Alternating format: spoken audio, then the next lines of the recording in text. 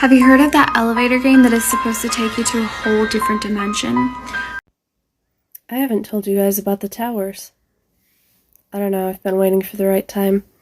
So there are these towers in the desert. It's actually in the bowl of a mountain in the desert. I'm not sure where, but I think it seems like Middle East. But it's as if there are mountain points, and in the middle, it's kind of as if the mountain is holding um, silt and soil and various things. And so I saw it both in a desert phase, but also in a normal oasis phase. And so the entity that she's talking about, there was actually a thing about these towers. This was Halloween of 2012, I believe. So here's roughly what they looked like. There were these big brick towers with these little scoopy things that were powered by the wind, and they drilled oil up. And I was traveling and had committed some crimes. This is obviously a dream. And me and my comrades were condemned to die in these towers. And so they held court near the top. And then as you got closer to dying, you moved down the floors.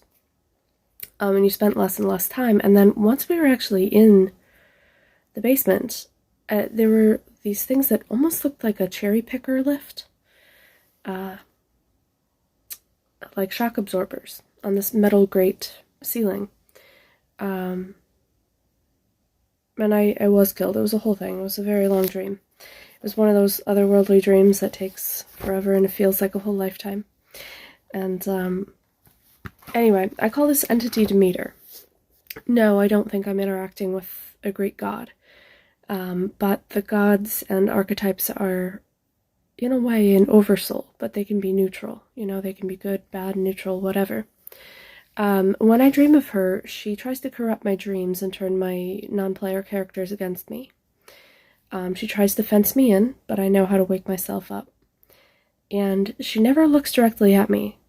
She has more than once, maybe 2 or 3 times, acted as Samara from The Ring, who I do not want to look at directly. A nun once, but she kept hiding behind things, like she would hide behind her veil, and then a pillar.